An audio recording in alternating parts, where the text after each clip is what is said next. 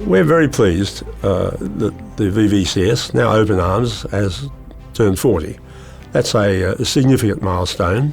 Of course, we're very proud of it. It's an amazing achievement, I think, forged from that spirit of comradeship and mateship from veterans returning from the Vietnam War, which is originally a counselling and support service, which has now evolved into something much bigger than that in relation to the range of programs that are offered. Open Arms is an extremely vital and relevant service. It has been for 40 years when it was Vietnam Veterans Counselling Service, and then Veterans and Veteran Family Counselling Service, and right up to Open Arms today.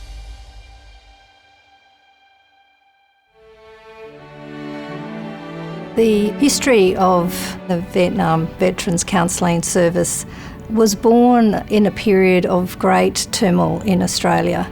It was the first time really that Australians actually saw conflict on their screens, and so it had a resonance, and the Vietnam veterans did an enormous job in fighting for a counselling service because they understood the impacts on them of what they witnessed.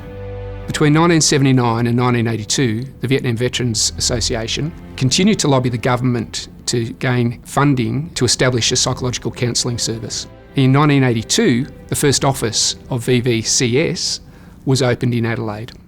Other centres in national cities then proceeded fairly rapidly, so really the Vietnam veterans are at the forefront of what we know as a mental health service. The emergence of PTSD as a recognised condition, that was a key thing in the establishment of veterans' treatment programs for PTSD, and the knowledge and understanding grew and grew to the point where it is today.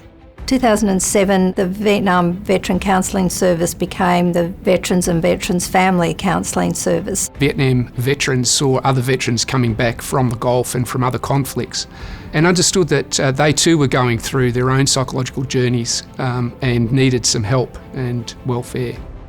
2018 was a major seminal date for the service.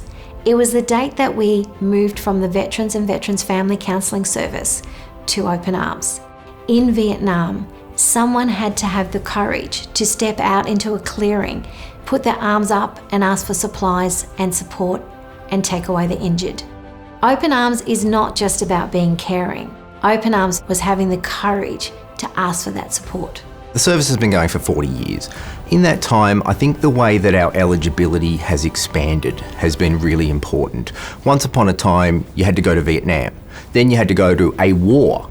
But then it opened up peacekeeping, border protection, humanitarian aid, and now anybody that's served one day in the military, them and their families are eligible for our service. And this recognises the important role that families play in supporting the mental health and wellbeing of veterans. Accordingly, Open Arms expanded its service and now can provide a range of supports and referral opportunities for family members, including to mental health services, welfare-based services, as well as the opportunities to participate in relationship counselling and family counselling. There are many other places, many other mental health facilities, people who are wonderfully equipped, but Open Arms has its own history steeped in the understanding of the military experience. I see the service in the future as evolving to be truly a world-class mental health service. I think Vietnam veterans are very proud of the legacy they've left with the counselling service, now Open Arms.